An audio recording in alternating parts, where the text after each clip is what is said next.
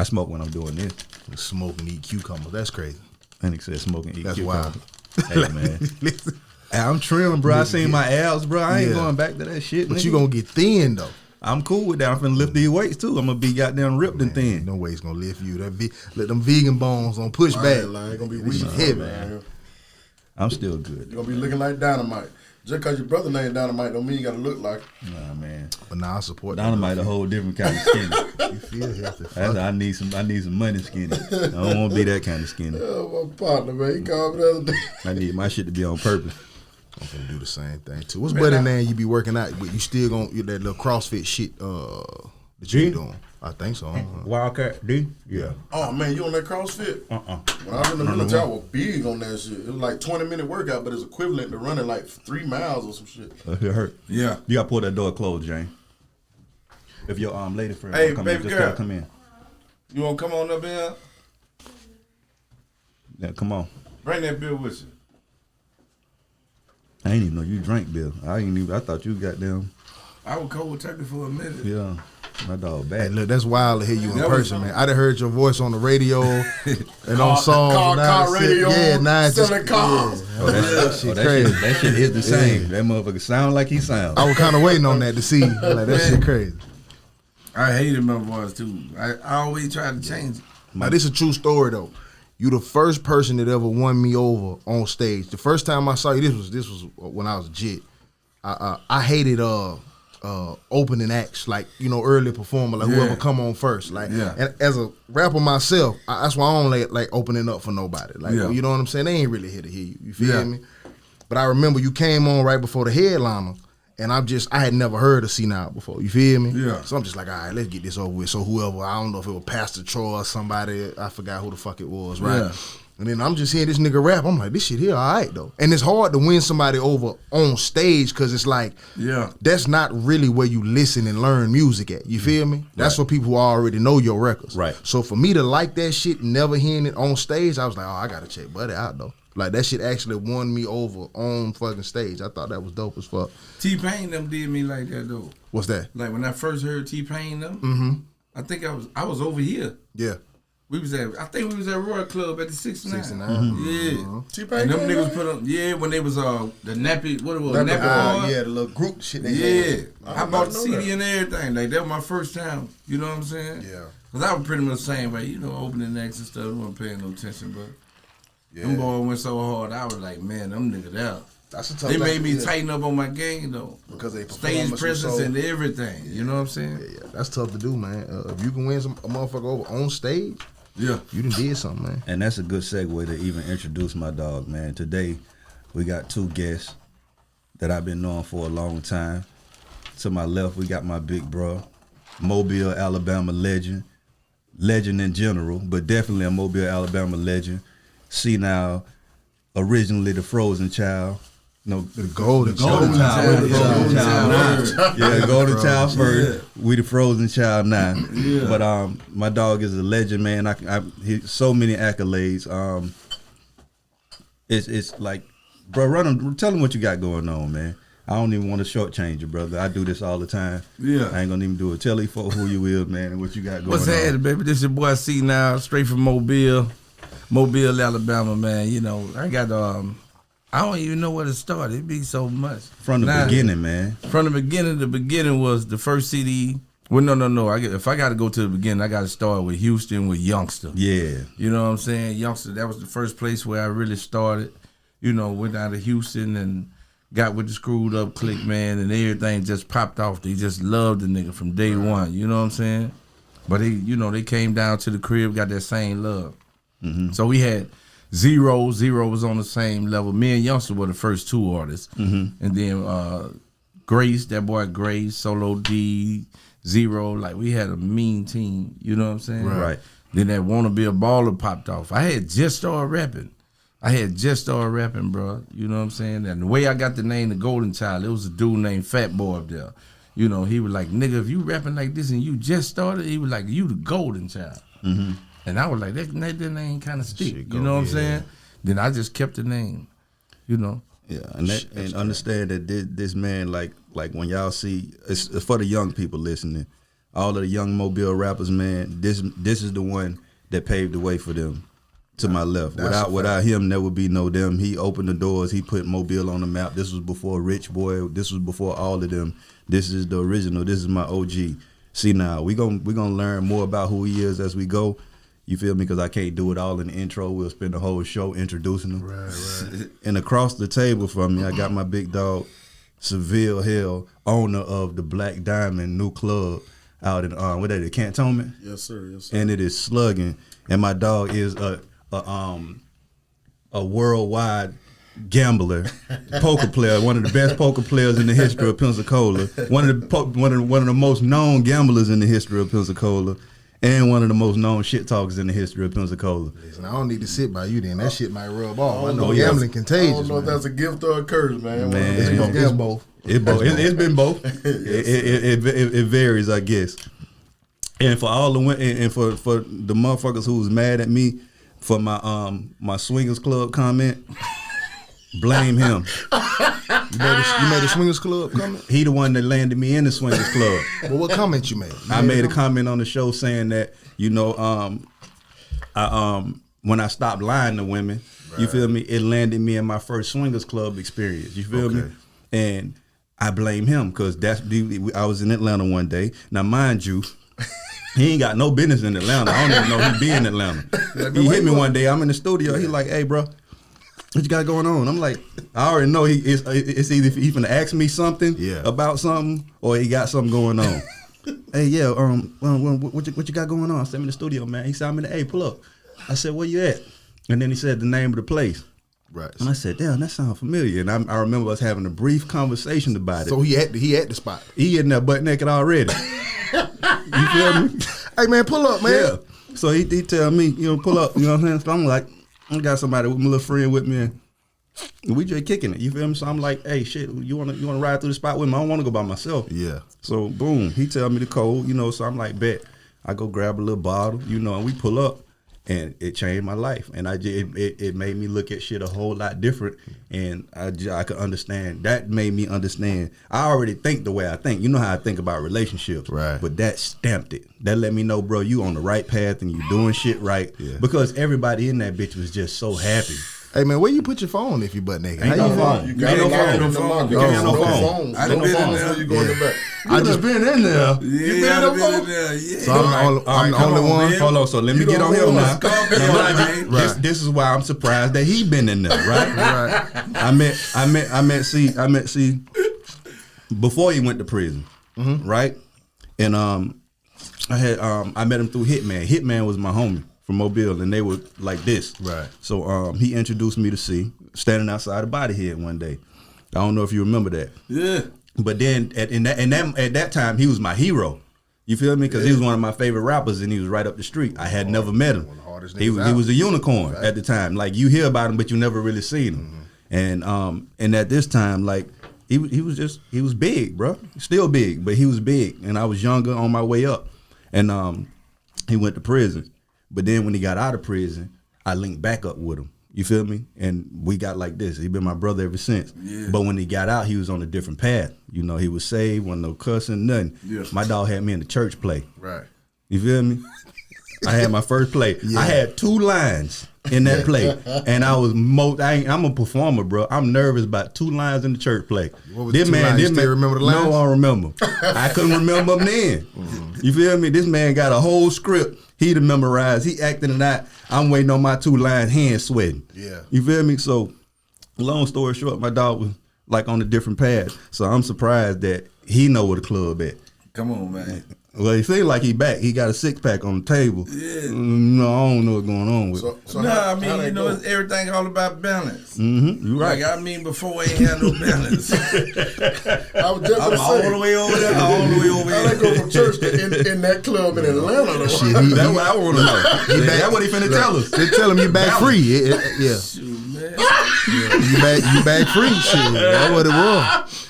I was freaking from day one. You a Scorpio too, ain't it? Yeah. When your birthday? November 9th. There you go. When's yours? November 2nd. See, I'm a Libra. I'm Libra. I'm October 4th. Y'all know what them Scorpios do, man. Man. We misbehave. I knew you weren't gonna stay long. I hope all the women hear that shit, man. You know, 'Cause they be giving me a hard time, and I'm the only one ain't here that ain't been to a swingers club. And man, what's funny though is because They you think sound I'm the like- wildest. It I ain't was what just you finna say. think, though. Right. It ain't even like you think. And You know what I'm telling you, saying? but like if you go, this is a true story.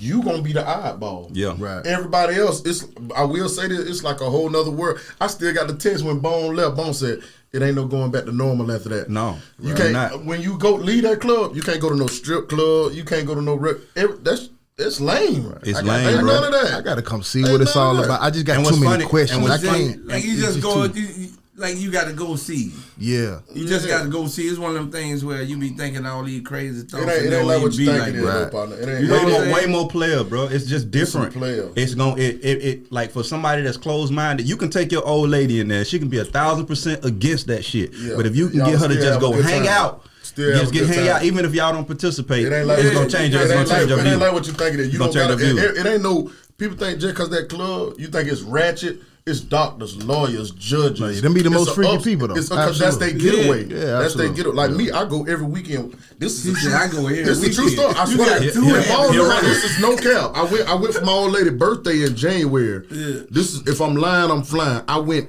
every weekend from January to this September. You sure you ain't I no went Scorpio? every weekend from No, he got- January he got to free- this hold on. He got September. a section. Let me tell you how wild he is though, right?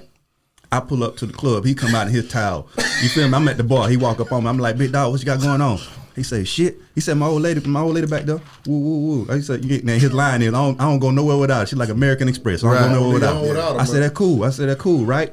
So his old lady come out the back. This nigga old lady, my cousin. She in lingerie. My first cousin. Her cousin. Right. True I story. said, man, now mind you, she looking at me so shame, cousin. I ain't even want you to Shit, see me it like must be this. in the family shit. Y'all in here together. She Shit. said, I said, man, in this the love, man. I said, man, this man here, man. He ain't even told me. Now, mind you, I've But been he- knowing but this he- nigga forever. We play cards together. Right. We do everything. You feel me? Right. I bump into my frequent with my He dog. talking off. about my old lady. He like, nigga, you my cousin? Right. Blew my mind, bro. Hey, but Blew Bone my had a mind. time in life up in there, Man, boy. he put me on Where something, y'all bro. get the towels from? They give you towels? Yeah, man. I got questions. Me personally, I get a Florida Gator beach towel because Right. I'm a big boy. You get that towel they got on, I done had to put them together, bring a safety pin in there with me. You know what I mean? I'm a big boy. That towel ain't gonna do nothing for me. So I went to the store, got me a Florida, let everybody know I'm from Florida when I step in there first, and let them know what it is. You know what I mean? I got some subliminal to that anyway. So I let them know I'm from Florida, and it fit me, so I ain't gotta have no What's safety the pin on subliminal? Because I was just gonna you say, know what boy, I mean? you got to be a wild motherfucker. So I to be let like, them know, you know what I mean? I'm in there with the time, but also I'm a Florida. I'm from out of town, so I'm gonna stand out over the regular Atlanta crew anyway. I want to stand out over them anyway. In case anybody wants some Florida dick, they know where to come. That's what he want to say. And I done had people tell my old lady. I read between the lines. I done had women tell my old lady, "Is he African?" Your mom, my old lady, nah, that's Shaba. I said, Shaba. Man, I love it, man. I promise you, man. That's the best club I've been to in my life, and I've been all over the world, man. Speaking of club, you just opened the club. Tell us about the club. Yes, sir. I opened up Black Diamond, me, my homegirl, and my partner. I don't want to say their name because tax purposes, so it's three of us. So anyway, it came to this how it came about. My partner stepped to me because he know me big gangster. I want to open up a gambling house in Cantonment. He said, come check it out and see what you think. So I go to the building. I said, partner, you don't even know what you got, man. I said, you got a money maker here. You don't even got to worry about gambling. Because gambling, if anybody in the gambling where they know at some point this may be popping right here, gambling. But gambling, now this might be a big game over here. So I said, partner, just make this a club. So he said, okay, I'm a little short on money. This is what I need. And I called my homegirl. Hey, my partner got a club. Let's go in on it. She said, okay, whatever. Put the money into the club.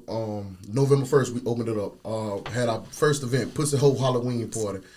Big ups to Pussy Hole around there, wherever she at. That's about a name? That's her name. She throw big events. She a big promoter around Her there. name is what? Pussy Hole. Pussy Hole? Pussy Hole. Pussy Hole? She actually got a song. I thought her Pussy Hole said something. She for real got a real scene. Okay. So anyway, she came and had a big event down there, and everybody know us as far as just everybody know me anyway in Pensacola for big gambling games and all that stuff. So a lot of people came out respected, but it's the best after hour spot in town. Just like Atlanta, what I say about them club, late night after hour spot. Anything gold, hey man, it's the best place to come to and hang out. I was proud of you. I was proud of you. Allegedly, anything goes for the camera. Allegedly, yeah. You're right. Allegedly, anything goes. Nothing crazy. But if you them Scorpios, you'll like that after hours for y'all Scorpios. When I heard about it, I was proud because I heard about it like on the whim. You know, I knew you opened it, but when you hear people actually talking about some shit, same way they do the podcast. When I hear somebody, I'm just around and they don't know I'm there and they talk about it, that shit make you feel good. Yeah. So when they was talking about the club, that made me feel good. I was hyped for that. I'm about to check this out. Black Diamond. Yeah, I was telling him we need like a swingers club on this side of it's crazy because people been wanting me to throw an event, but I said Pensacola ain't ready for that type of environment around here. Don't need. So I ain't really. First of all, that shit gonna be wild. Tell me how to be. Yeah. First of all, there's too many bad built people in the city. But that's there too though. Now mind you, that's there too. I understand. Yeah. That's there too. But it's just too. We don't need that. And plus, you might get these boys down here. Pensacola got some bad girls, man. Yeah, they'll be in the feelings. Love to come over here, man. Absolutely. But see, the ones that's gonna show up ain't them. Like we got some bad ones, but they not coming. You'll be surprised. I was just gonna tell you that. You will be surprised. You'll be surprised, bro. The one I'm telling you, just because you hear that name, the ones you think it's not like that, partner. Y'all go ahead and open up. I'm gonna come the first night. Take my word. Take my word the first night. Nah, I'm gonna come in there and be like, man, this is exactly what I told you. I don't kiss and tell, but the ones you think is man. Yeah. Man, you gonna be surprised. You gonna be in that bitch connecting stretch marks. But Bone said it best though, man. Even if y'all ain't in that lifestyle, you'll see some couples they just come because they got couches. They just come. Bro, that's what I was watching. Be with their old ladies. Yeah, you don't. That's what I would do. Yeah, y'all don't even have to participate. It's just it's like watching live interaction, partner. It ain't no taking. Ain't none of that in there, man. And it's a nice ass environment, spot, like high end buffet shelf, everything. It ain't like what you think it is. I'm telling you, partner. I'm not eating either. But I didn't say that. I'm going. Matter of fact, next time I'm going back April 17th. Right. I'm taking you. I'm gonna text you like I did. I'm taking you, partner. I'm not eating. Yeah, we not eating. It's separate, bro. It's a 5-star. It's separate. It's like you. In the front, it's like a club. Yeah, the front like everything else going on in the back. But when you go to the back, you got to go to the locker. You got to turn your phone in. No phones in the back. Nah, that's right. You got a locker. Everything co-ed locker, co-ed shower. Now I'm with all the dumb shit. Don't get me wrong. I want to go to the experience and check it out. You know. Yeah, it's nothing like I know what your mind thinking though, but trust me, I'm a wild boy. Don't get me wrong. I just I've never been, so I just got to see the whole. I definitely think it's more of a big city thing though. Pensacola, I love my city, but. Whew. I don't know. Maybe I'm wrong. Shit, maybe I'm wrong. You don't be locked up in there.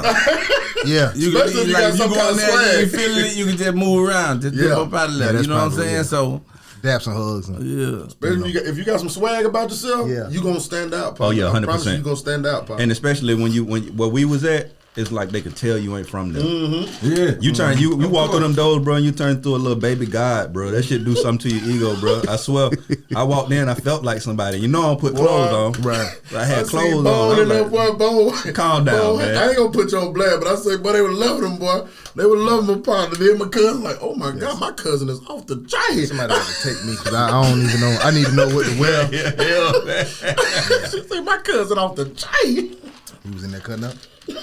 I might have to come check you out. I had a couple drinks. Yeah. That's all I did. I'm gonna come in there with them little masses to be on the little sticks over my eyes. I'm gonna just be like, hey man, you wild boy. Take that bitch back over my face. Like this some crazy shit. Masquerade man. Big as he is. We know exactly who you is. Nah, I ain't gonna identify that little ass man. You call me by my name all you want behind this mask, man. But see now, man, I read up on some shit on you. I kind of knew some things, but I didn't, like timelines and things I didn't know. So I didn't know about the screwed up click thing you just explained, right? So at what point did you go from that to Guerrilla Records? What point was that the transition from screwed up click to Guerrilla Records? It was immediately after I left Straight Profit. Yeah. I was with Straight Profit. Like I went up there, I think that was 98. We dropped the Block Bleeders, 99. Right after that, everything popped off with Youngster with the Mona Bill Baller on the Lil Troy song. Right. So then we did the video and the single for Knocking Pictures Off the Wall. Yeah. So I was up in the video, you know what I'm saying? I'm up in that wild. But that's still Screwed Up Click, right? Okay. Yeah. Youngster like one of the original members of the Screwed Up Click. So that's how he was already popping. So when when they were telling me about him, I didn't know anything about no Screwed Up Click, you know what I'm saying? Because I hadn't even been to Houston at that point. So my homeboy, you know what I'm saying, he was from Mobile and from my hood, Roger William Project. So he was like, yo, I got up in the talent show. It was just a joke. That's how I started rapping. It was a joke. I'm like, yo, nigga, I'm going to get up in the talent show next week. And I wrote a song because I was, I used to write poems to my mama, like for holidays and stuff. So I'm like, ain't nothing but like poetry. You know what I'm saying? So I wrote a song called Time to Shine. I got up in the man, won first place. Yeah. It was like, I'm thinking everybody just showing love, so I ain't paying no attention. You know what I'm saying? Like I won like 5 weeks straight. After that, my homeboy, he had that money. My homeboy Dre, so he was like, yo, nigga, I'm finna put this money behind you. We finna start our own record company. Yeah. He was like, I'm finna take you up to Texas and record. You know what I'm saying? My dude, Den, he was like, he already got an artist up there that's already popping. So we get up there, me and Youngster and them, and everybody just clicked. And it went from there, man. Yeah. So, but Gorilla Records was different than the Screwed Up Click. So that was you and your homeboy thing. No, it was the same situation, different people. Okay, I got my you. homeboy Leroy, he from my hood. You know what I'm saying? Yeah. Like, it was the same setup. Gotcha. So, we had plugs out there.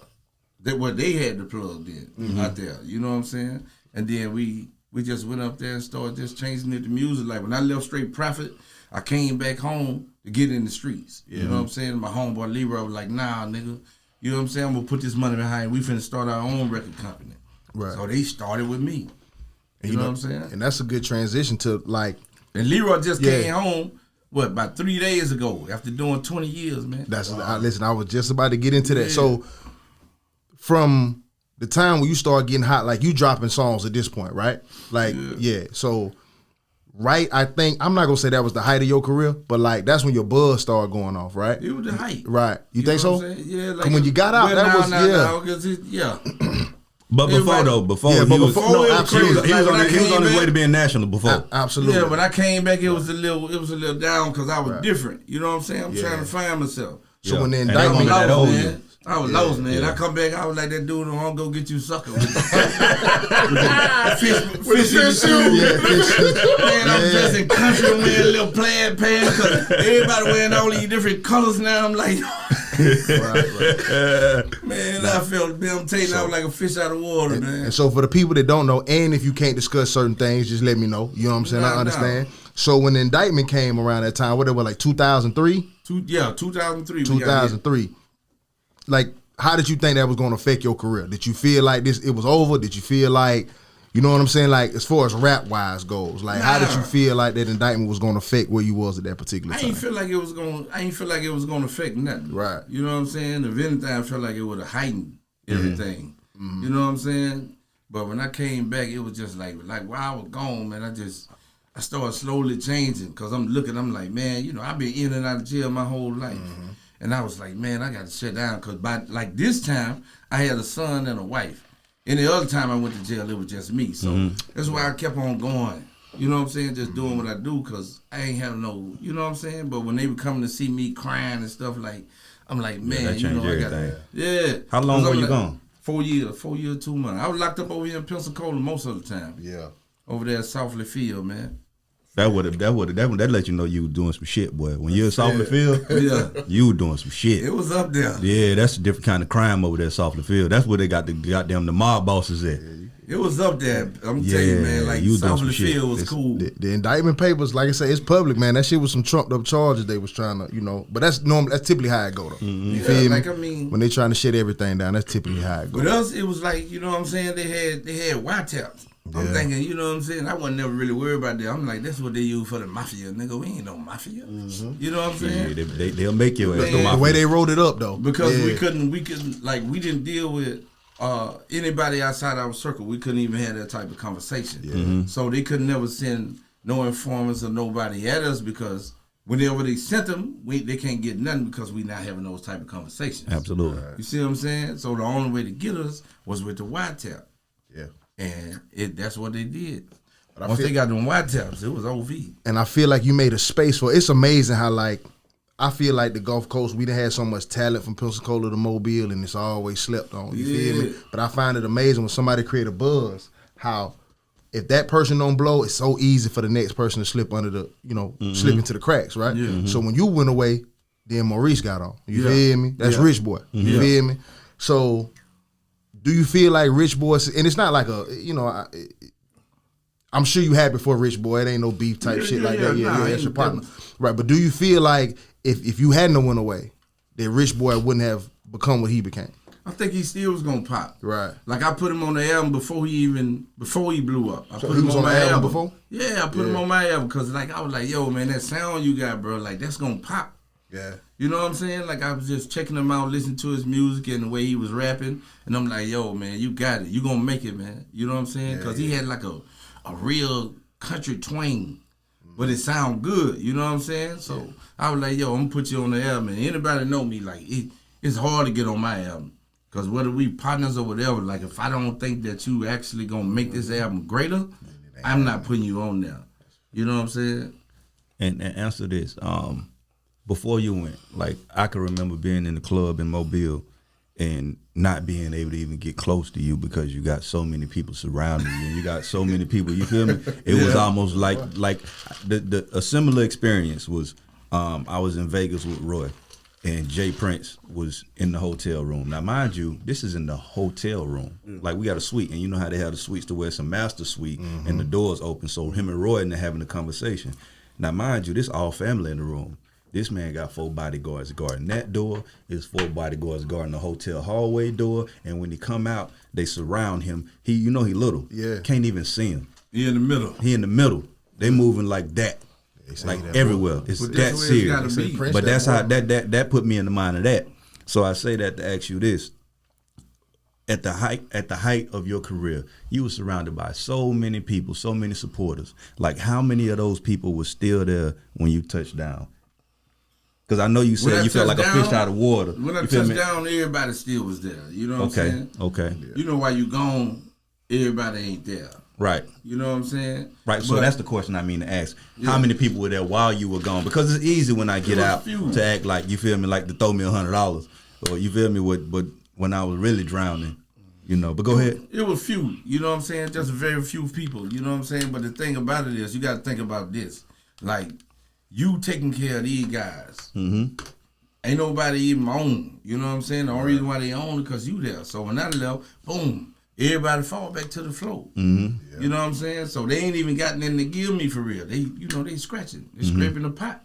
So your expectations wasn't even for them to step up after you? No, my expectation was that. Yeah. I thought about this later.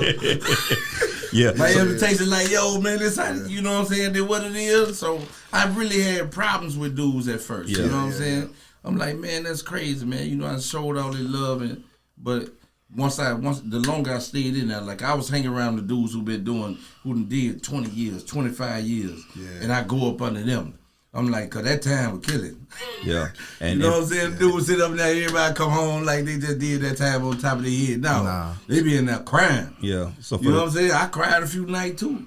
So for the listeners, I asked that question. Right, you know what I'm saying? I'm gonna keep it real. I asked that question because the topic of this episode is friends with benefits, and I mean that from a situation where like you got people around you that's always trying to benefit from you, and a lot of times you don't get the benefit from them.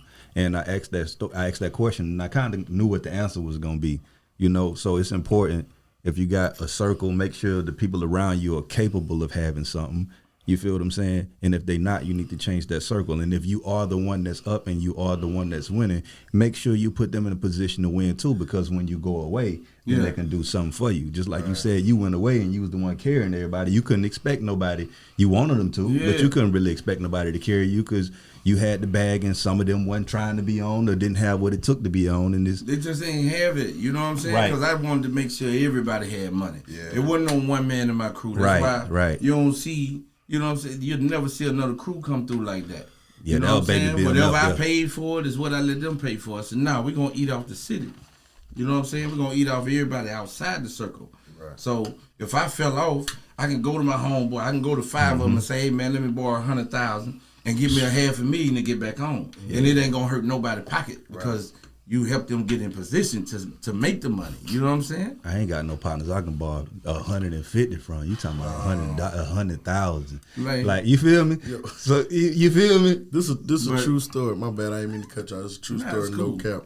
And Bone can vouch for that. I'm from Cantonment. Mm-hmm. So in Pensacola, like people say gangs, it ain't gangs in Pensacola's neighborhoods. You got Wedgewood, and then you got Shantytown, you got Bearhead. So it's a certain representative, it's a big boy of each neighborhood. Yeah. So when he say friend with benefits and you say how you just when you got 5 people with 100,000, like I was trying to put everybody on. This is the thing. You can put everything in everybody's hand because everybody getting enough to have money. Right. You know what I'm saying? But they don't know how to manage money. Yes. You know what I'm saying? Like they were still stuck in that stage where they want to mess with all the women and you want to go to the mall, you want to show you got money. Tricking. You know what I'm saying? Tricking off. Basically. But you just spending because you don't understand, like they don't understand saving. Like I understood it because I was like that first. And then one of my homeboys told me, he was like, but I was 16 years old. I was like, man, how you own like that? Like, how you get up like that? And he told me, he say, my name was Uzi back then. He say, Uzi, you don't want, he said, as soon as you get some money, you want to show everybody you got some money. You in the club popping moeds, buying your clothes. You know what I'm saying? He said, shut down all your habits for 90 days, and I guarantee you come up. That's what's up. So I had quit the game, you know what I'm saying? Because the feds had almost got me one time before. This was when my wife was pregnant with my first son, you know what I'm saying? But they missed me. Yeah. So when they missed me, I shut down and just like, yo, man, I'm just finna do straight rapping with straight profit. You know what I'm saying? So I wasn't doing number music. They paying me not to be in the street. Right. They're like, yo, man, I'm gonna take care of everything, man. Just don't go back to the street. Same thing with Gorilla Records. It was the same thing. Leroy like, yo, man, you our way out. Don't go to the streets. Whatever you need, I got you. You know what I'm saying? So they took care of me, man. They don't make niggas like that no more. Yeah, like I mean, like how many people gonna tell you not to go to the street when they, you know what I'm saying? Like nowadays, they know, no, that ain't happening. So What you finna say about I your was partner? going to say nowadays, but you know, this no cap. I'm not capping or nothing, and I'm from Cantonment. So for me to do this, we had an opportunity to actually buy the building of the club we got, which we do close this month. But I'm gonna tell you, this is a true story. No cap. If I'm lying, I'm flying. I'm gonna say this because I can't say his name for reasons. Mr. Shantytown. You know what I mean? So you already know who I'm talking about if I say Mr. Shantytown. Right. We had an opportunity to buy the building. I think they wanted like 150, 170. Anyway, I go to my partner. You know what I mean? Yeah. Can't go to no bank at the time. I said, hey, partner, I need 50 grand. I'll pay you back in 6 months. yeah, Mind you, I'm from Cantonment. So I don't know what people don't realize what I'm saying because it's hard to go to another neighborhood and ask a partner for this type of money. Right. You know, this 2020. So people, like you said, they don't make people like this no more. Facts. I went to my partner and said, partner, and this just because of my name, this is what I want to bring up too about keeping a strong face card. You know what I mean? I ain't go to no bank. I went to my partner house. You got to keep a strong face. That's how strong my face card is. I said, I need $50,000. I got to put a deposit down to get this building. He said, bring your mama here tomorrow to do the count with me, and I'll have your money. Tough. No cap, had called his people, his niece, I can't say their name, came up there, had $50,000 in a bag, counted out for me. He said, I'll see you in June. yeah.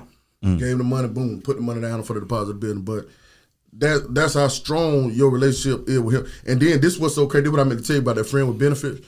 Even though I own, you know what I mean, I got the club going, this man, this is what crazy and it really burns me up. He's still coming there, pay the door entry fee to get in, pay for his own drinks to drink, and he pulled me to the side. He said, I'm doing this because That love. that's You your, wanna support he your said, I'm going to business. support your business. He said, but at the end of the day, this is his business. 100%. He said, this is your means of making money. Yeah. You know what I mean? Now, Most any people don't other understand people that. don't understand that. And I get this all the time. Like, I think 3 weeks ago, I threw an event. It was called the Fuck It Up Challenge. Yeah. You know what I mean? So it was a $20 entry fee. Men had to buy 100 ones minimum just to come through the door. Yeah. Women had to pay $20, but it was that I know y'all know that I'm DJ about to go Taylor to this tells shit. the This Fuck shit It Up sound Challenge. interesting to me. That fuck it up, fuck it up, fuck it up, fuck it up. So Right, anyway, right. we played that song every hour on the hour, starting at 12 o'clock, and it was a mandatory tip drill. If a woman was dancing in there, a man had to tip whoever was dancing in the back. I think I threw 800 ones in my own event. Do you know women was still complaining about paying $20 to get in? to pick up many ones as they can. Yeah, that's wild. And that's how it is. my They partner can't came see in there you, and spent the same partner that loaned Right. me the money Right. came in there and spent $600. Yeah. You know what I mean? Just showing love. And, Yeah. and we had people complaining, bashing about a $20 entry fee to come in. One girl picked up 287 ones. And I just And for everybody that's in Atlanta, that's a lot of ones in Pensacola. for real. I'm for real. Because I know that don't sound like a lot of I'm money. tell the truth. I just But went to in Blue Pensacola, Ivory. Yeah. I just went to Blue Ivory. Some in Atlanta hoes probably like they charge $600. $100 to park. Yeah. So Yeah. park in the front of a Blue Ivory. Yeah. I spent $500 in there with me and my old lady. Yeah. Bought a bottle for $250, and people in Pensacola would complain. And sick thing about it ain't strangers, man. Cause people down the road show me major love. It be the people you love, too, Yeah. man. But then, like, you got to look at it. If they ain't been exposed to certain things or certain lifestyles, they ain't gonna understand. That's that. true. And y'all You know what I'm saying? y'all Like, still we want to been to open the the swingers club? No, now? and you know Nah, what's okay? but- I had to but call see, my but OG because it hurt me. It hurt me a little bit. Yeah. It kind of knocked the fight out, man. I had to call my OG. My OG told me, you is not going to satisfy everybody. Nah, That's a fact. nah. And I'm You just big on gotta- that. I try to make everybody happy because that's just what type of guy I am. just learned too, bro, that the people close to you, it's just like my kids, right? My kids, no matter how fucking cool I am, I'm always gonna be dad to them. Yeah, we play man. ball with Roy Jones like he ain't shit every day. You feel me? That is Michael Jordan to somebody. You feel what I'm saying? Yeah. So it's like we lose sight of that, and all folks close to us lose sight of that too. It's just Yeah. like no matter what you're doing, they still see you how they saw you. Yeah. You know what I'm saying? And so I learned to do everything. That's why I don't really drop in Pensacola. That's why when they make their top 10 rappers list, and like I'm not on that list. I'm not local no more. Right. You feel me? Like I'm out here to please the masses because that's who don't know me. That's who I can entertain. You feel me? It's hard to entertain somebody when we know you the dude that used to piss on yourself in class. You feel me? No matter how cool you get, you still the pissy dude. Yeah. You feel me? So it's like sometimes you gotta escape where you from and understand that the people that where you from are gonna be the last ones to support you in almost everything you do. That what was so crazy that shocked me. You know what I'm saying? Cause Mobile, like this is a different breed. They don't really support nobody. You know what I'm saying? It's they don't care about nobody. Right. So when I came through and got love, it was shocking. You know what I'm saying? 'Cause Right. I was like, yo, the crib will catch on later. Yeah. They'll come and support later. Because they know me. They seeing me in the club every week since 12, 13 years old. Right, you know what I'm right, saying? right. So, but they showed love from day one, man. No matter what changes I went through, whatever, like they were always there and still there. Yeah, But she you're got just a lot good of dude in hometown. general, dude. It's like even when I start rocking with you, like we was rocking, I couldn't wait to do something for you. Yeah. It didn't matter what it was. You called me, you know, I was picking up, hey, bro, Yeah. whatever. Whatever. It's just because I know the spirit of the man that I was dealing with, and I understand that, bro, I got people that I grew up with that I'm like brothers with that I'm not gonna ask them for shit. Because I know the nature of our relationship. Yeah. I don't expect you to watch my podcast. I don't expect you to read my book. I don't expect you to come in here and get no tattoos. That's cool. I know the nature of our relationship. But I know some people I just met that we swap money like it ain't nothing. Bro, hit me shoot me 10. And I don't even ask what it's for. You know what I'm saying? It's just because we rock like that. So but it's also about the nature of the person, bro. I think people receive you that way just because of who you are and how you are. Everybody 99% of people don't get to experience that, bro. But what age in life do you start holding people around you accountable for shit like that? I do. Like, I understand the expectation shouldn't be for anybody to do for you whatever you do for them. I understand that's the Right. expectation. That's what I do. But at some point, at a certain age, if I can't rely on you, what the fuck are you here for? You know what I'm saying? Right. If I cannot rely on you, then what space are we here for? At a certain age and space, Right. I'm not here for shits and giggles and laughs. We Right. done did that. You know what I mean? So if I can't count on you in some aspect, why are you even like a person in my life? It's because every most of the moves I make, bro, I understand that. Like you said about the club, like it's just I treat life like business. Yeah. And all of my friends who I do business with, you feel what I'm saying? The business is business. And my friends who I don't do business with, we just grew up together. You feel me? But my rule is this: if I go out there like a Mexican and sell oranges on the side of the road, and you don't come help me sell them oranges, you feel me? At the end of the day, I'm gonna come sit next to you. I'm gonna spend my orange money, and I ain't gonna give you none of what you can't benefit off of nothing I do. Right. You feel me? So that's why you never, when you come in here, you notice you never really see my homeboys in here getting tattoos or in my shop or doing none of that. You feel me? Man, Because this is separate from that. You feel what I'm saying? And these are my oranges. And if you ain't contributing this, every business I've ever opened, bro, I hit all my homeboys through text and say, hey man, I'm about to do this. This is y'all opportunity to hop in on it. If you want in, this is the time. Right. Fast forward 6 months, I did it with this shop. Fast forward 2-3 years, we bringing in X amount of dollars. Now all them same people from the text like, hey man, like what's up with it? The ship and sell. Yeah. The ship and sell. Each one of y'all have been more successful than me, right? Especially at this point. You know, you're a business owner. Your success is legendary. You're a business owner. You feel me? Mm-hmm. I've never seen a situation where somebody got successful and entitlement didn't bleed over into their life. That come with it. Yeah, Like, right. It just come with Yeah, it. if you gave a nigga $20,000, right? That may be more money than he'd never seen just at one lump sum time. Like you say, they don't know how to manage money, so they gonna blow it, right? And if C-Nile continue to get bigger and richer, I need 20 more. Or you know, that's how they feel. Right. I see you getting richer. I see what you driving. I see what They you feel like they're entitled Right. just because they were there from day one. exactly. Right. But you ain't do none of the work. So Right. at what point? So I guess that's my question. It's like I'm at a point in life where if there's no benefit to us knowing one another, Yeah. I really can't kick it because I know your entitlement gonna be. I'm trying to build shit Right. here with what I got going, Right, right. and I I'm know doing- your entitlement is gonna bleed over into my life at some point. You know what, though? I was just telling Bone this the other day, man. You could tell somebody yes 1,000 times. So you know one time. You say no one time. Oh, you chained up. You too good. Oh, you a pussy and you green. Just cause you say no one time, Yeah. you forget about them 1,000 times I said yes. And then people know me, man. People always say I'm not a material person. He know from day I let people drive my cars and everything. Right. People stay in my house. I go to the club. Girl say, oh, you driving such and such car? I was like, yeah, that's it.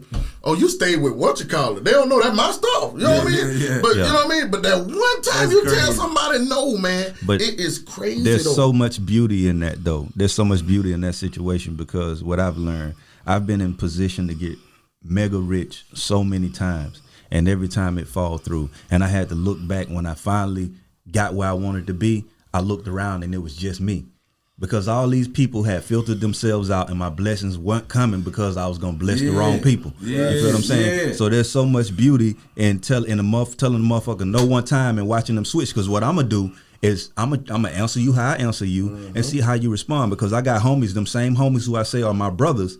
I tell them no to something, but their energy don't change. Right. You just said no. You feel me, right. bro? If I tell you no and your energy changed and you feel entitled, you ain't there for the right reason. You're a friend with benefits. And I got to get you from around me. So people will filter themselves out eventually, but like I don't feel like I owe you anything and you don't owe me anything. Like I don't need to benefit from you to be cool with you, but I'm not gonna kick it with you because my time costs money.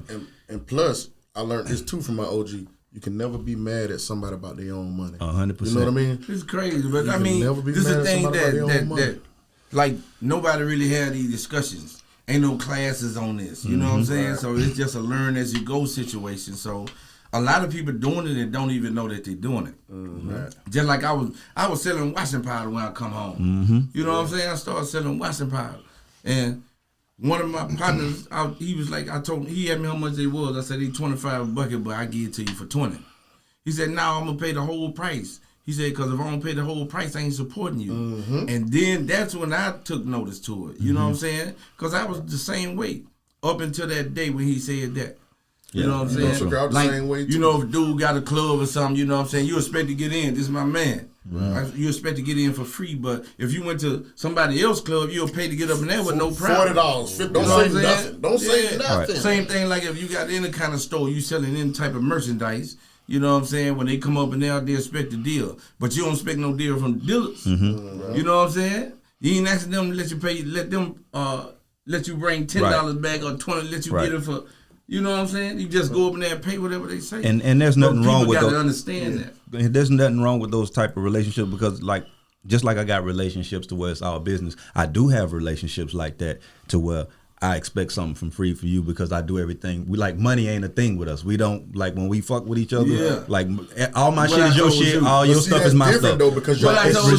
It's exchanging. It's not a one-way It's not a street. one-way street. But I do have relationships like that. Well, hell, no, I ain't paying to get in your club. You ain't pay me for the tattoo. See, that's what I different. told You but feel that me? what Yeah, I we do told have Paul, those. I'm like, yo, But man, it's mutually beneficial. Yeah. you can't spend no money with me. Yeah, you can't spend no money. And he You the know what same I'm way with saying? me. He can't spend no money with me. You can't spend that He can with me. try, Like, and I appreciate the effort. You really can't spend no money with me for the most part. You feel what I'm saying? Like one of my rules was I don't do business with friends. I do favors. Right. Yeah. You know what I'm saying? Yes, Right. Yes, because You that's need the worst. me and I'm now like, you know what I'm saying? Like that's the way it's supposed You'll to be. be surprised. But a lot of people ain't grow up like that. You the only homeboy I done tattooed I don't know how long. And my cousin That's told me what's that. up. Say, But I Bone won do that not- tattoo. I won that on the Say, bed. Bone do not do He did do tattoos that. for family, period. I don't even- That's don't even what my hit me cousin- up. She said, do not call him. Yeah, don't even call me. Then it's crazy. Because I don't want to cook you. Because you're going to get cooked. You don't tell them what it is. I don't want to cook you. So I got a question. When you say you learned this while you was in prison, how people move and that. So I imagine that when you got out, you learn how to move different. Oh yeah, right. but I'm gonna tell you one thing I had to do is I had to realize how I was when other guys went to prison. So a lot of these guys, if they haven't been in prison, they just don't know what it's like to be up in there. Right. And then they already like, yo, he's straight. If he needs something, he'll call me and ask me. So if I called him and asked him, I'm pretty sure I would have got it. But at this point, I ain't understanding that. Gotcha. And my ego up here, ego way up here. So I'm just like, yo, just waiting on everybody to do instead of just calling and asking. And everybody, once they have a certain perception of you, then they already think, yo, man, he's straight. Me sending him $20 ain't gonna. Yeah. It's disrespectful to him. Right. But it don't even be about the money. It was just a gesture. You know what I'm saying? Now, that And makes during that time, like I'm tell you, I ain't never known nobody who said I just got too much money. Nigga like, man, what wrong with you? Nigga, man, I got too much money. Ain't never heard that. You feel me? So Never. anytime, like, if you got somebody locked up or whatever, you know what I'm saying, just send them something. It ain't about if they need it or not. It's just you showing that, hey, man, I'm here for you. That's You know what I'm crazy. saying? You can go buy you some ramen noodle with this. Real free. I got a And couple that's partners what we now. live on. I send people money every month. I probably send out about $500 a month. Just don't. Some people don't even act, like don't even know I sent it to them. Yeah. Right. Just send it to them just because I respected them when they was out. Right. You know, I got a couple. They can call me, no problem. I'm gonna say what you need. Now they got it cash app. You Yeah. cash app somebody now. He goes straight. I Yeah. don't know how they doing it now. It's advanced now, Yeah. man. Yeah. They got cell phones in there now. It's crazy. And they got TikToks. always in there. been Yeah, there. and I got and then some people hit you up, and if you was in their position, you couldn't call them. You know what I mean? So I don't do it just because I want to say I do it just because Right. I'm that type of guy. You know what I mean? And when I was in the Army, before I had retirement, I never get this lady, Lisa Moss. Big shouts out to Lisa Moss if you listen. She told me this when I was in the Army. She said, your downfall is gonna be because your heart is too big. And I never knew that because back then, man, I was money and I was really, but I really wasn't, man, I was reckless. But I never understood what she said because I helped a lot of people. And then one time I reached flat broke one time. And it's what it say, when you got, everybody want, but when you need, nobody got to give, man. And that's crazy, man. So that's why I always tell people, like, you got to think, you probably had your OG when you had, C-Nile had his OG, so that's probably why you in your lane. But now that you older and you the OG now, you got people up under you, that's why I try to instill that. I definitely try to instill this in my kids, man, because that's your seed and that's going to be your tradition. But your face card, your name, and always do good business, man. That's I try it. to tell Just do everybody. good, man. You do business, good, man. it's going to come back. Yes, sir. To come back 10 times over. It wasn't even just like no lessons. I just watched all the OGs around me, how they treated each other. You know what I'm saying? Like, I had the type of friends where if they up in Houston and they see some shoes or something that they know I like but they don't like, they'll get it for me. You know what I'm saying? Birthdays coming up in there dropping bags on you. Huh, man, here you go. You know what I'm saying? Like, it was real. See, I ain't And never it had still Never is. experienced that either. Oh, for brother. real? That's real. No, fuck I ain't no. never Like, experienced that's that. foreign to me. Like, you know what I'm saying? Like, the dudes I ran with, that's just how we were with each other. Yeah. You know what I'm saying? Like, your birthday coming over there, dropping something, or if I'm out of town, I see this fly sweatsuit I know you could rock, that I wouldn't rock. Yeah. I just grabbed that for you. Hey, man, I saw that when I was up there. Here you go, babe. See, I'm struggling with that in life, bro. This honestly where I'm at in life. Now, I'm not saying this shit because of the podcast. This is really how I've been feeling lately. I talked about this shit a couple weeks ago with somebody. You know, the term real nigga, we all used it before. I use it in music and all that shit, but I mean, I'm defining it different now that I get older. I don't really care how long you've been in jail. I don't really care about, like, none of the things that make you a real nigga. Like, That that ain't no shit. real nigga. Right. So, I started looking at my life, bro, and it ain't like I need nothing. I just started thinking about who could I call on if I you needed needed something. And then that spawned into, well, how many people didn't call me? My line done rang a bunch of times. And people know that, I know people know that they can call me for something. It ain't no problem to call me for something. But I started thinking that any of them people, if I call them for something, I know I can't get. Like, I know I can't get it. Before I I even ain't call. gonna lie. Right. Like, when I came home, man, it were people that just were blessing me. You know what I'm saying? Yeah. Like, people I might not talk to in 20 years. Just call me and say, hey, man, you know what I'm saying? I heard you changed your life, man. You ain't in the streets no more, man. You need something? And I had to humble myself and go and say, yeah. Yeah. Because I was in a situation to where I needed it for real. You know what I'm saying? That dude just, I might say, hey, man, I need $1,000, man. You know what I'm saying? But whatever you can do, bro, I ain't tripping, man. I appreciate it. Yeah. You say, all right, I'll call you back in about 15 minutes. Then I go to get the 1,000 and it's 1,500. Yeah, that's crazy. You know what I'm saying? You got some good I partners. had a dude man. that was giving me $5,000 a month, man. There was a white guy, dude named Curtis, man. This man was giving me $5,000 a month. Ain't asked for nail dime back. Just on GP. Wow. Yeah, he like, yo, see now, you know, I respect what you're doing, man. I want to help you push your music and do your thing. You know what I'm saying? Man, give me $5,000 a month. My probation officer was like, man, come on. Yeah. You telling me somebody getting you $5,000 a month? I ain't never seen it, though. I done felt how you felt before, though, and it had me cold for a minute, but then I learned, bro, when I'm not being myself, I'm just a giving person in general. When I'm not being myself, I don't feel right. You know, so I switched the strategy up. My strategy became this. Is the reason why I really got a handful of friends, bro, is because I have a handful of people I can trust being good to. Mm-hmm. I want to be me 100%. I want to be good to people. Mm-hmm. So what I did was just start keeping around only people I can afford to be good to. Right. If I can't afford to be good with you, you can't be around me. That's why I was like, bro, I got probably 5 or 6 friends, homies. You feel me? Yeah. It's very, very few, bro. And I'm gonna keep it real. I call me and Bone. You know what I'm saying? Like me and Bone, man, we really just locked in when I got back. I'm staying up in Atlanta, you know what I'm saying? So I'm finna open up a transportation company. Yeah. I called Bone to borrow some money, bro. The man ain't hesitate. Gave it to him. I said, yo, man, I'm gonna get that money back to you in about X amount of time. Yeah. Man ain't said nothing to me, one calling, hey, now, you know what I'm saying, about another week. You know what I'm saying? When I got the money to break it back off to him. Mm-hmm. Right. So it was, but I mean, like, it was other people I couldn't call and do that with. That's crazy. I mean, now I'm talking about dudes I come up from dirt with, high. You know what I'm saying? Mm-hmm.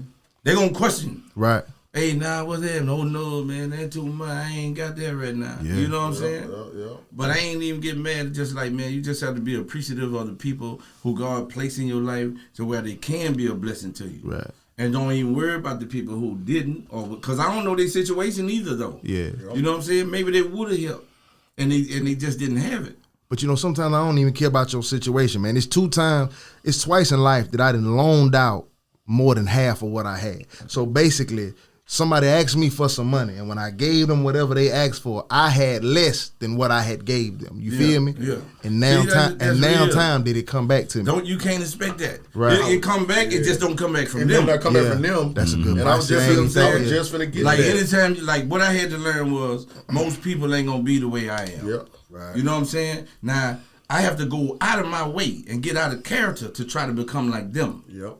But that may be their natural way of doing things. Right. You know what I'm saying? So I ain't hurt nobody but myself.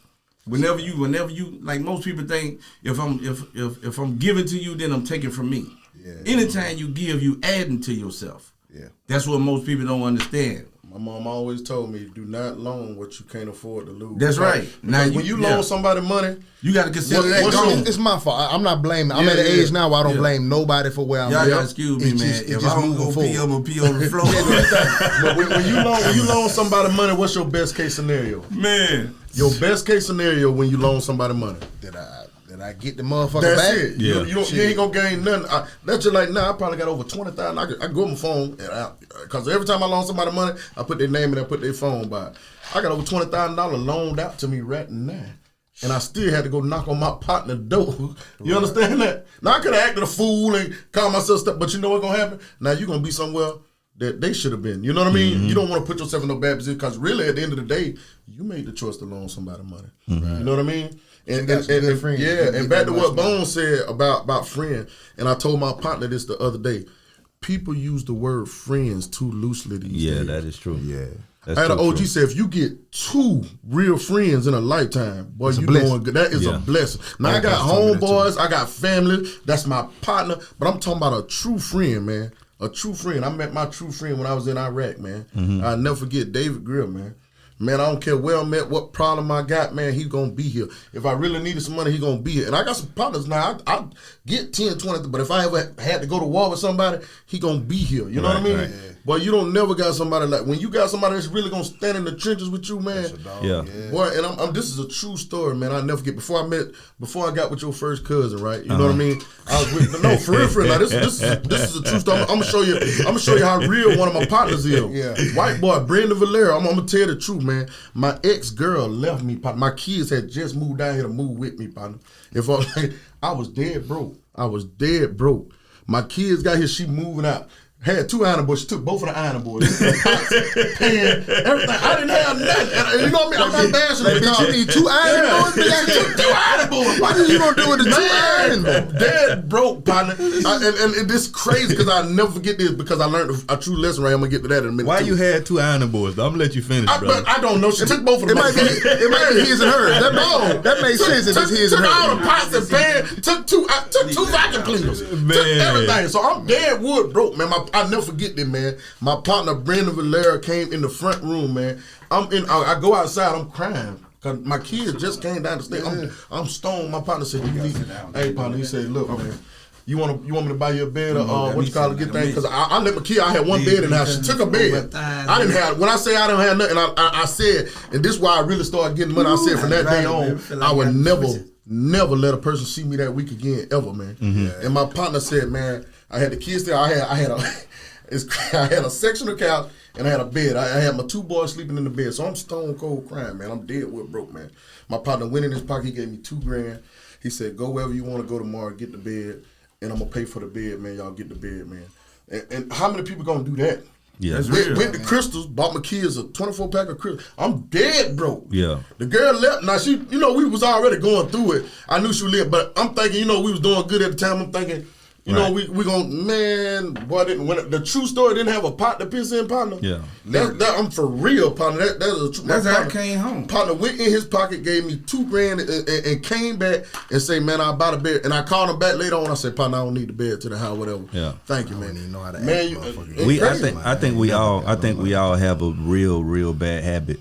And I think people don't understand that we create resentment for people within ourselves that they ain't even asked for. We all got a bad habit. Yeah, man. Yeah. We all have a bad habit of over loving and giving people, like, you can't love people how you want to be loved and think that shit coming back. Yeah. You just gotta, you gotta understand that when you blessing somebody that like you say, a lot of time your blessings ain't coming from them, but that don't mean you stop blessing. But bro, I had a bad habit of over loving. I had so many homeboys that I would have been nailed to the cross for. You feel me? But they wouldn't loan me gas money or wouldn't help me move no furniture. You feel me? But it's just like it's just like with women. The more you have them hurt you, the better you learn to deal with them. So I'm living proof with it, bro. So it's the same thing with my homies. I just start moving different, bro. And now I don't feel no resentment because I'll tell somebody, hey man, I got a show tonight or I got whatever, and don't nobody show up. I don't feel no resentment because I ain't put that type of energy into them. Yeah.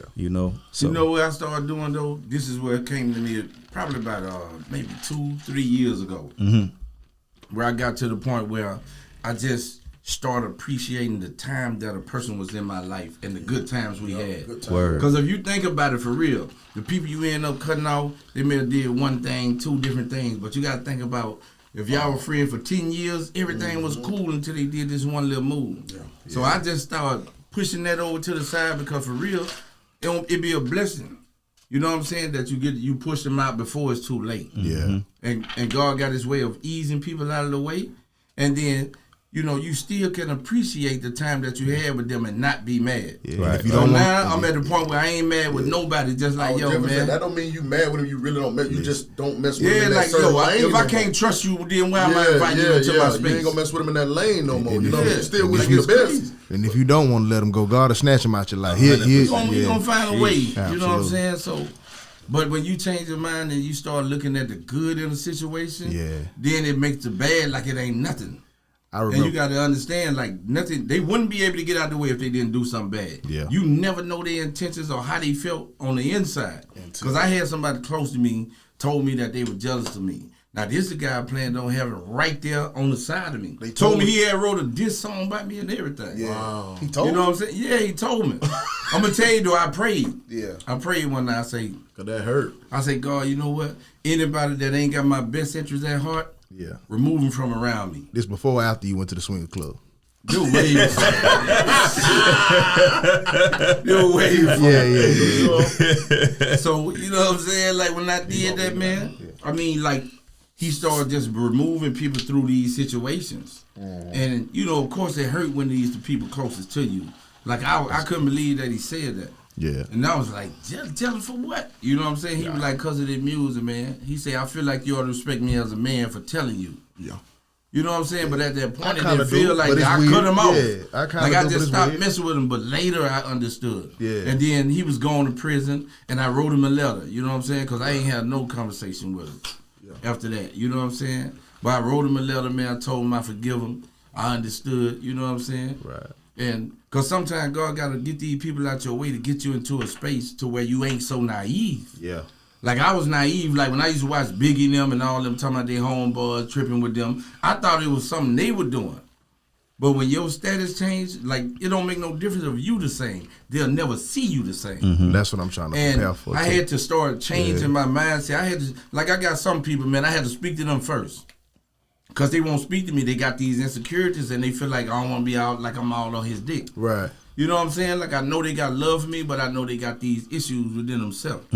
So I just be like, yo, man, what's up, baby? How you doing? Run up on them first. Yeah, and then it's all good. Yeah, it is all good, but it's just, you know, you don't have nothing to teach you about the transition. When you start, when you come up, everything just gonna change. It's just a natural flow of things. Yeah. So I guess everything has an expiration date at the end of the day. Because when you look at some of the dopest rap groups, some of the dopest everything, everybody end up solo at the end of the day. Nobody got their whole crew that they started with. Yeah, and it's impossible. That's my goal though. That'd be my goal with certain shit though. Like the split, like the split and expiration date is fine, bro. But it's just like how and what fashion do we toss this out? You feel me? Like how well do we end our terms? Like at some point in time, you're gonna be big and I'm gonna be bigger. We both gonna be bigger, and this podcast gonna be a thing that's a thing of the past one day. But it's just like as long as we leave this situation and you still my brother, we good because everything has an expiration date. But I think we both built like that too, though. Like it's not that we won't ever have a disagreement or you know it won't be some tension about some shit. Who knows? But I think we both got the type of personality where we just two humble people. I don't think it'll ever get to that point. Right. I'm not that kind of nigga. I never seen you. Right. But speaking of transition, when did you decide to transition from Golden Child to Frozen Child, and explain why you decided to change the name? Well, I was looking at a magazine and they had Juvenile, the Golden Child on there. You know what I'm saying? And I just wanted to change my name to where it was something that had its own identity, that you can't connect this to nobody. I had never heard of nobody calling themselves the Frozen Child. Right. You know what's wild? Is that before I met you, you know what my rap name was before it was Boneface? What? V-Nile. Get out of here. Swear to God. I ain't know that either. It was V-Nile. And that was before I knew who C-Nile was, and I heard that's how I first heard your name. Yeah. Somebody came to me with my partners like, now mind you, at the time, I ain't number 14, 15. You feel me? So I think this is right when you start really like pumping. You feel me? And they was like, it's a dude over in Mobile named C-Nile. Like, you gotta change your name. I was like, hell no, I ain't changing my name. Yeah, but my name was C-Nile. What that stood for? It had a meaning. The definition of it was wrong but forgiven. You feel me? You know I was on that other shit back then. Like, I'm still kind of the same, but it was different. Yeah, it was something else, brother. Somebody needed to stop me. Nah, listen. Somebody needed to stop me, I can take a picture from V-Nile right now. Boy, I had a song called Asking God for a Fade. That's the man. I remember that shit. Like, somebody played me that shit. Like, M1 rap. Well, let's play it. That was the first song. I was like, man, what's wrong with that? I didn't even know he rap. When I first heard his CD, my brother had a Trans Am, and he had the King Fizzle CDs. To this day, I still tell him, why you they call me every other week, man. What the King Fizzle CD, man? I didn't even know he can rap, man. He had this song on there, man. It's my favorite joint by him. It's all right. It's okay. That it's okay song. You know what I'm talking? That was I bumped that on repeat for 3-4 days straight. This man. nigga was fighting God when he literally, like I don't know. This nigga is rapping about shooting the fade with Jesus Christ. That's what the song was. Oh, that's the first song I ever heard. I'm like, this nigga. He ain't never missing that part. Nah, man. Nigga say I'm gonna take my shirt off and ask God for a fade. I said, man, this nigga. That's what you said. I remember that shit. It's crazy though because the average rapper they want to talk about money, drugs. I'ma shoot you. So when I first heard him and the stuff he was saying, and I was like, he the most lyrical with relevant content. I done heard from Pensacola. God was gonna look at you taking off that shirt shirt like, what? I didn't hear that song, but I'm finna go Google that song tonight. Listen, God God was gonna cuss. What the fuck is this nigga doing? You want to fade? Nigga, do you know I can kill you? You're right. Nigga, you could have kept your shirt on for us. But I had a song where I mentioned that. Where I was talking about how old man was going down like, I said something like, you know what I'm saying? You can turn me to mega dessert. I'm high with you, like, man, they ain't got no win in that fight here. Y'all don't finna care nothing about what neither one of y'all was talking about. I feel like everybody, everybody get mad with God, man, at some point. My little karaoke machine I recorded that on should have caught on fire, boy. I remember that shit like yesterday. Man, He was like, that boy don't know no better. Nah, he let him have it. I'm gonna let you make it, man. I'ma still bless you in the future. Yo, who is your top 5? You and Bowman, both of y'all, because y'all still, I know you got to see them ask you too. Top 5. Top 5 relevant rappers that y'all can relate to now. Because I really can't relate to younger generation. I'm still on the Tupac. I love Kevin Gates. That's probably one of my top rappers. So give me your top 5 So then. What's up? Top 5. What you got? I'm gonna go. I like Kevin Gates. Be honest with you, I love Rich Homie Quan before he had his little legal situation. I was a big fan of Rich Homie. What's the one? Lucci. I'm a big fan of Lucci. Zero. Oh my God, Zero probably one of my top rappers of all time. Love him to death. And shout out to Zero. Yes, sir. You know, that's the home team, fan, man. Big fan of Zero, man. I would love to meet him too. I didn't get a chance to go to his show when he Good had down dude, here. humble dude, man. Yeah. And I'm gonna tell you, Tupac, R.I.P. He probably my best rapper of all time for just content and all that. But that's my top 5. Who y'all top 5? Mine, like, I mean, we talking about older now. I'm just saying that you're relevant, that you can relate to now. I just always say Tupac. You got most of the time. You still got to start from back then. Okay. Let's go ahead. Top 5. Of course, I go with Tupac because I felt I love the fact that he was real. Yes. Like, nigga wasn't making no song like what he talk. Not even that. You know what I'm saying? It wasn't even that. It was the deeper part where he be talking about God. Then he talking about what he talking about? Brenda got a baby. Yeah, Brenda got a baby. Like situations like that, like the creativity. Won't go commercial. Won't let nobody change. He's gonna say what he want to say. That was his commercial. Yeah. So he had like Tupac. We're gonna say Tupac. Like I like see back then, like I was in a different space though. Okay, fast forward now. Who you relate to now though? Now I'm gonna tell you now. I cut for Rich Homie. Okay. I cut for Blue, Young Blue. Okay, I mess with Blue too. I cut for that boy Lil Baby. Mm-hmm. Yeah, Lil Baby. Yeah, Lil Baby. He currently on this shit right now. Yeah, like somebody got to get it. And who else? I'm trying to think of somebody, man. I got one more, but I'm trying to think. I'll run mine while you think of the last one. My all time got to be his Pac, of course. Jay-Z right there. Jay-Z. Jay right we there. stop Like that. to be that old and be this relevant and be this relevant. good, bro, is fucking. And I want to say this too before I get my top 5. The dumbest thing I ever heard of, right, is because like now mind you, you are a rapper from a while back, right, and you still rap, so we would be considered old rappers now. Yeah. You feel me?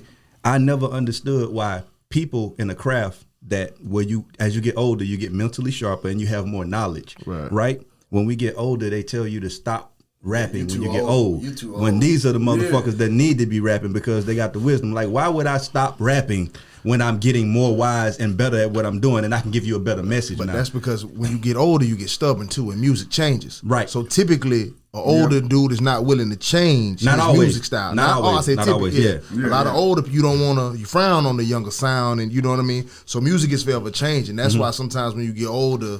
But see, I'm gonna tell you this though. The reason, and another thing to combat that though is this, right? Is the worst thing you could ever be is an older dude in the club trying to act young. Oh man, you feel what I'm saying? Oh man. So as we get older, it's kind of odd for me to try to now mind you, I can adapt to the sound, and it's like, but it's odd for me to wear the clothes and try to fit in with the culture because I'm not here for that. Now mind you, and as an older rapper, right? I'm I don't have to conform to that, and I don't really have to change because I'm still not making music for that generation. They have their own artists. They got Lil Baby. They got Young Blue. They got Lucci. That's cool because I rapped about that same shit when I was their age. You feel me? So they going through that phase. You understand me? So when I'm doing this, I'm doing it for people my age who are still listening, who still need that looking for that vibe, looking for that groove. You feel what I'm saying? And looking for that message. You feel what I'm saying? So it's just like I think there's a lane for everything, and I think a lot of the times older rappers try to fit in the lane that's not for them. If you're an older rapper, you got an older crowd. You should be going for an older audience. Shit, we like rap too. We don't want to listen to the kids. We forced to listen to them now because the older cats trying to sound like them. So if we want to listen to that, we're going to listen to the people who are good at it, which are the kids. But anyway, Pop, Nipsey up there, Jay-Z. Jadakiss is one of my favorite all time. Dang, I forgot about Jadakiss. That's on my bucket list to do a song with Jadakiss. Right there next to Pac for me though is Mac from No Limit. Before he went to prison, he was on the verge to being what Pac was, but he went to prison and that changed everything. But Mac from No Limit, and relevant now, J. Cole.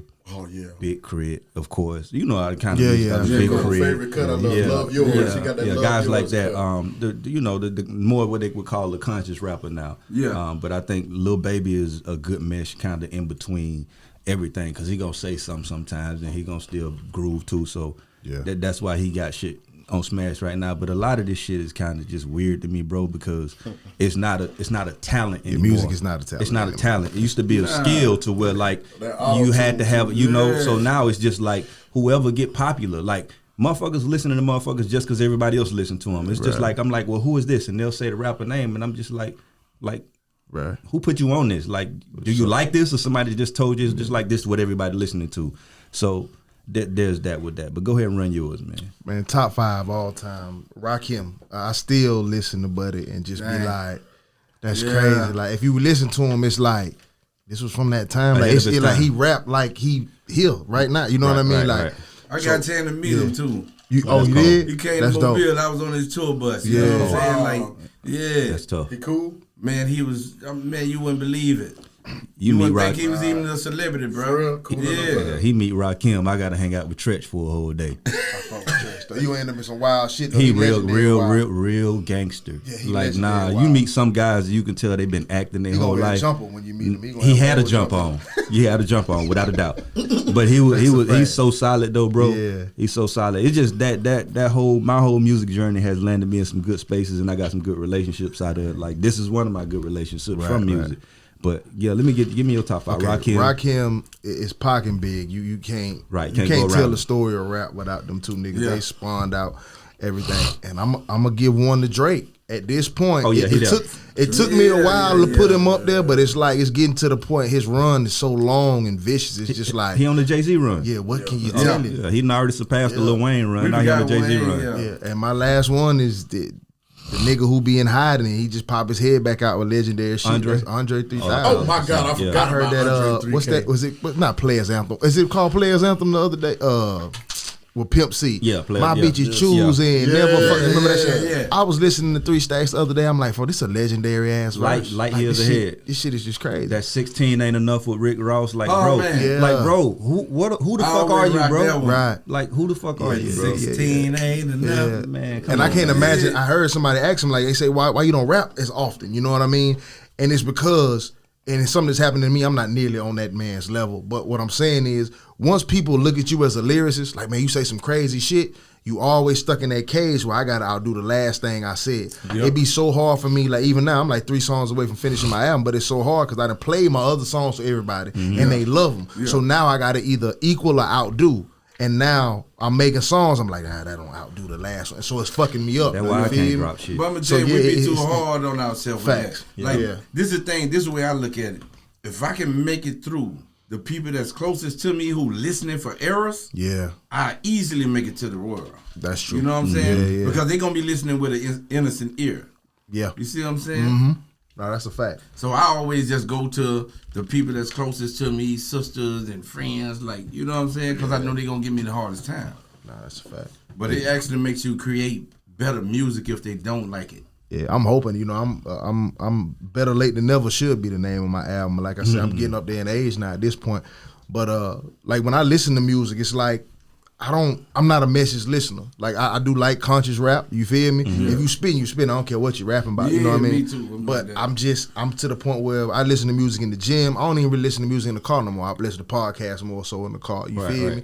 But music is functional to me. So I still enjoy what the younger crowd talking about. So it still kind of bleed over into some of my music. You feel me? Even though I don't want to sound like these jits, but you know what I mean? I ain't on my 444 shit yet. It's a good challenge though. Like you know what I'm saying? At first I was like, you know what I'm saying? But then like it's just a good challenge. Like the thing is, if you don't change with the time, you get left behind. Right, and that's what I'm good at. Yeah. And every generation feel like the music of their time was better. Right. Your mama feel like the music, you know what I'm saying? Their music was better than our generation. Right. So we ain't understand why they were looking at us crazy. Their music was definitely better than ours. Garbage? It's not even a debate. Though. They shit better than ours, and I can understand Quality, that. talent. Yeah, everything was different. But the vibe we was on at this time is NWA. 100%. You know what I'm saying?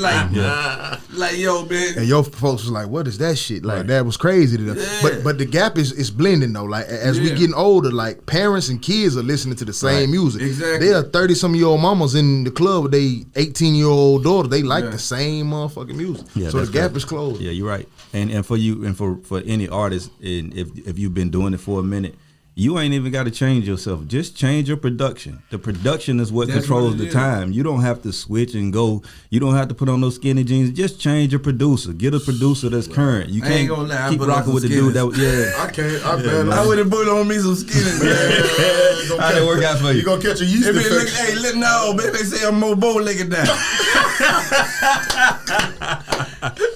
I'm telling you, they say I look a little more bow-legged now. I wear, you know what I'm saying? You wearing them boot cut, man. Come on, man. I'm gonna tell you what made me start wearing the skinny leg. You can see the whole shoe. For real. That right there. I was like, hold on, you can see that whole shoe. Okay, we were wearing and coming up half of the shoe. This was crazy, right? This I ain't right. Yeah. I was finna go out the other night. And I got some Jordan, some breads, right? I'm finna put my breads on, and I put on some pants. Levi's. Right. Too much of it over the shoe. Put on some other pants.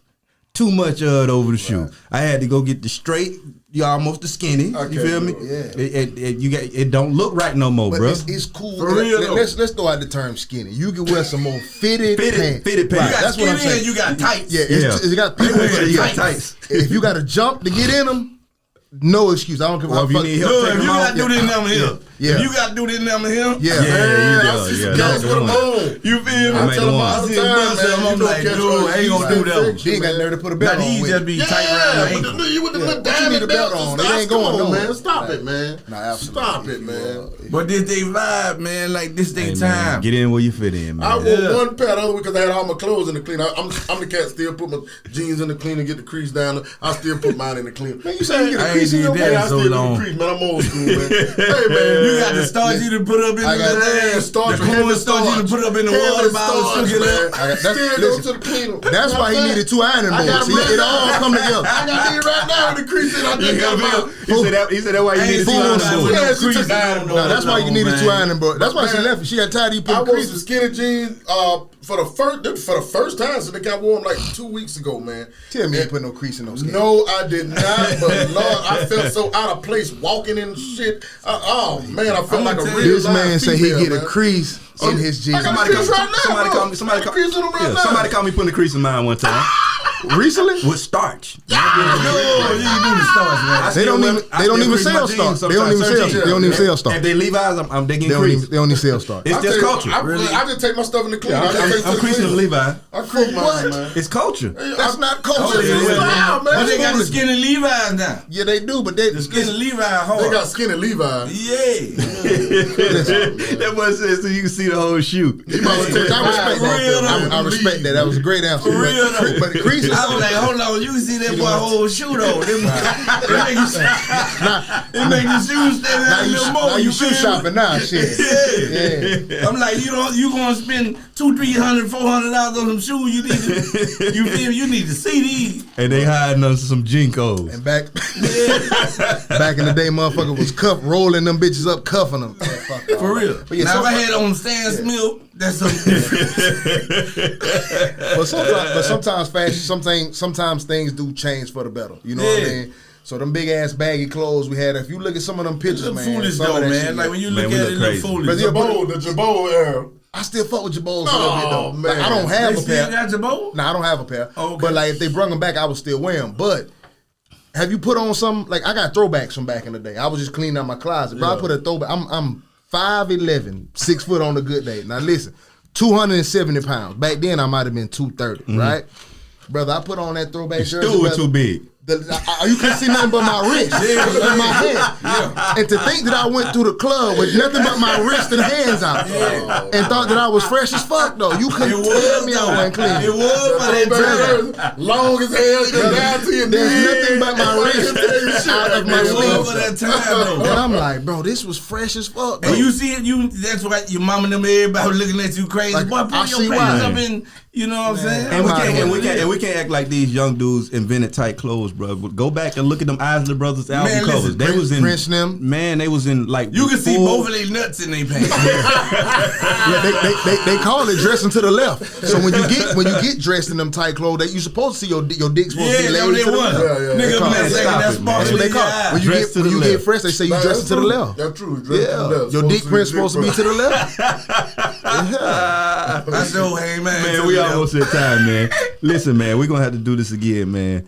We almost at time. Hey, hold on, I want to say a Go quick ahead, story. go ahead, Before I go leave. ahead. This Yeah, ain't got tell nothing the to do with money. Oh, you want the joke or the story? I want both, real quick. We All got right, 10 cool. minutes. I just want y'all opinion on this real quick, and I give the joke. So this ain't got nothing to do with money. This my ex. This my dog, right? He came to me one time. He's like, "Hey man, let me hold something. I'm gonna make this play, flip that, bring you back, whatever, boom, boom, whatever, cool." Right. So I loaned him some money, right? Didn't hear shit about it for a long period of time, but we end up going out of town together, right? Yeah. So we get out of town and we go to the mall and he's shopping. I feel some kind of way that he was. Absolutely. Am I supposed to, or was I? No, or you that not should. You should. You Yeah. can't spend nothing. You can't smoke a cigarette. You can't do Right. nothing excessive around me. Don't even breathe too fucking hard if you owe me some money. You know what's so crazy about that? I had a partner, Rusty. He coming out the halfway house now, out of Crestview, man. He ran into a partner. He owed it 10 grand. The man did 7-year fed and bumped into him at the Beau Rivard, man. Say, hey, man, Rusty say, partner, I can't say nothing because you dead right. Went in his pocket. He say, man, I ain't got number 10 grand on you. I'm gonna give you 5. Oh, the older the man, 8 year man went to prison. More people, when a man go to prison, they think that's it roped off, man. Yeah, He's and so, that was he's real. so real with it, man. Man wrote went in everything his pocket. out. I'm right there by him, man. Rusty Moe, man. Big up to you, man. Have your safe return. Went in his pocket, man. Gave the man 5 grand. Ain't seen the man in 8 years, man. You know, That's you real, know what I though. want? Yeah. The joke the white dude told you on the plane. You All right, said listen, racist. man. I just flew back from Sacramento today, so that's why I'm my game off on the podcast a little bit today. But I'm sitting there, man. I don't know why people feel like they could just tell me whatever. Maybe I give off that vibe, right? Get it Yeah. too. White dude look at me and say, "Hey, can I tell you a joke?" I'm like, "All right, man. Go ahead, bro. What you got?" He said, "All right, black boy and a white boy." I'm like, "Oh, here we go with this shit, right?" He finna say something crazy, right? Yeah. So he says, it's a black boy and a white boy. They driving to Oklahoma. They truck break down. They run out of gas, right? He said they get out and he's like, "Hey man, what are we gonna do?"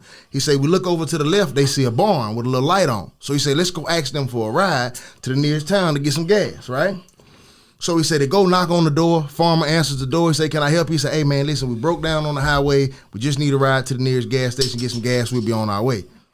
He said, "Well, the nearest gas station ain't for another 50 miles, and it's not open till in the morning. You can spend the night in my barn, and I'll take you in the morning." He said, "All right, cool. Let us go back to the truck and get our stuff, right?" So they go back to the truck, get their stuff, come back. The old man said, "Hey, listen, you go out there and sleep in my barn, but my daughter stays out there. Just don't bother my daughter. It's all good, right?" So they say, "Cool, no problem." They go out there to the barn, open up their suitcases, break out some liquor and some cards. They got, it's early in the night. Let's play some cards, right? So he said they're playing some cards. They start taking some shots, getting a little rowdy. The daughter hears them, decides to come downstairs in the barn. Say, "Hey, what are you boys doing?" Say, "We playing cards and drinking. You want to join?" So he said, "All right, come on in." So they playing cards and taking shots with the daughter, and she fine as fuck, right?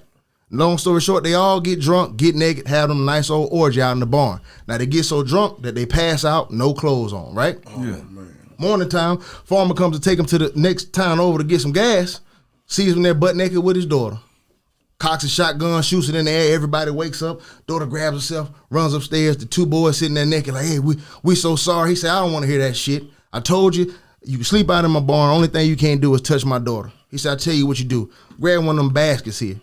So they ran over there and grabbed the basket. He said, "Now I want you to go out there and pick 100 of your favorite fruit, bring your ass right back in there." White boy goes out there. I know this going. White boy goes out there. He put 100 grapes in his basket, right? Come back inside. He said, "All right, sir, I got your grapes here, right?" He said, "Now bend over and spread your cheeks." He starts putting grapes in the white boy's ass, right? Say he get about 25 grapes in his ass. White boy chuckles. They all shoot back out. Say the farmer's like, "What the fuck's so funny about this?" So he starts back putting them back in. He gets about 50 in there this time. The white boy falls out laughing. They all shoot back out. He say, "Now listen here, boy. You got one more time to fucking laugh. I'm gonna blow your head off if you laugh again while I'm putting these grapes in your ass." Yeah. So start all over, right? They get about 80 grapes in this white boy's ass. There's blood coming out at this I'm point. gonna say, please get to Right. the point, man. You killing me right now. Right. He said all of a sudden the white boy holds his breath for a little while, falls out fucking laughing hysterically. Farmer cocks a shotgun. He says, "God damn it, I got to know. What the fuck is so funny?" He said, "I'm sorry, sir. That black boy's out there picking watermelon." I said, listen, it was the most racist joke. But I said, "Hey, man, that was kind of funny, man. You had me, dog. You had me locked in." This man laughing like, "How the fuck you gonna fit 100 watermelons in your ass?" Man, that's funny. That's funny. The shit you hear at the airport, man. So that was my joke I heard today. Yeah. Shout out to the Houston airport for that one. Yeah, man, we at time, man. I appreciate y'all coming out. Oh, yeah, shout out to Jane Flame over in Mobile. She is definitely a legend, too. We wanted to have her on, but she wasn't in town. You feel what I'm saying? So next time, we got to bring you on. She a whole character. She was almost my girlfriend at one point in time. Almost? And then I found out she could fight better than me, and I couldn't whoop her. Okay. Yeah. So I ain't never Flame a gangster. I ain't a big gangster. I did not want to Real be in a gorilla. situation She a gorilla rat. with somebody that I couldn't keep off me. So we left that right where it was. She was crazy about you too, though. Man, shout out to my dog, man. That's still my dog to this day. For sure. Yeah, but shout out to Jane Flame. But I appreciate you coming through Seville. We're gonna bring you back again, man. Much success to you and the Black Diamond, bro. Facts. I'll be there, man. I'm coming through. I'm gonna come through, bro. I'm gonna come through and see you. I'm gonna get the address and stuff before I leave. Okay, that's a bet. Yeah, and shout out to C-Nile for coming through, man. We know, goddamn, it's an honor to have you on here, bro. It's a blessing for sure. Hey, I appreciate you having me, man. I told you. Soon as you told me you were doing it, I'm like, yo, man, I got to come over there. And I love Pensacola, bro. Like, I used to come over here and have so much fun, man. Bet you we did. were going to the Star I bet you did. Oh, yeah, I bet did. you did. Hey, bro. like, That was good there. I bet you. Hey, Pensacola been good to me. Hey, for real, boy. Yeah, man, but we definitely appreciate it, bro. We're going to bring both of y'all back again, man. This is the beginning stage of it. I don't even know. We ain't that far along, but I know a year from now we gonna be on some other shit, and I want y'all to experience that audience too with these few people that fuck with us right now. I'm gonna have you on mine too. I got a podcast coming out. Man, I know it's gonna be crazy. Yeah, it's called Undressed. Oh man, You know what I'm saying? For Like sure. it's gonna be. It basically the name came from just like I ain't want to name it raw and nothing. Right. Like Undressed, we gonna get naked on here and just be real. Right. You know what I'm saying? Not like Whole physically truth and naked, nothing but but the yeah. Yeah, I'm with you. So we gonna have y'all over there too, man. Show love, man. Yeah, for sure. Bone gonna be on the album too. He gonna be on my new album. And we got to do more of this too, though. I'm gonna say this because Pensacola and Mobile are right up the street from each other, but we don't rock with each other enough. And I like back when I was rapping younger, Mobile and Pensacola was like this: Dirty Dan, Nick at Night, Rod Ski, Nick at Night. all them boys over there at the radio station. Yeah. And we rock like that, you know what I'm saying? So we got to get that connection back, but it just seemed like Mobile is so far from here when you look at the culture, but it's not. It's like we right up the street from each other. For real. And we got to make that connection. But that start with us, though, a lot of the time. The OGs got to take responsibility for some of the stuff. So And not only that, they had to be just brought to their attention. Right. That you know too. what I'm saying? That Like too. most people don't like to lead their city. Yeah, that's true. You know what I'm saying? We Then over here, like though. you got so many cats in the city that's popping. By the time you get through trying to do something with somebody else, it's a compilation. Yeah, that's true. You know what I'm saying? That's true. So yeah, but man, we at time. Anxiety Issues Podcast. I am Boneface. This is Adam 12 Taylor, aka the Big Eight. What was your name last time? Big Red. I don't know where that My dog called himself Big Red. I was drunk a little bit. Man, I don't know what you had going on, but was going through this is the Anxiety Issues Podcast, man, and we out. Pew.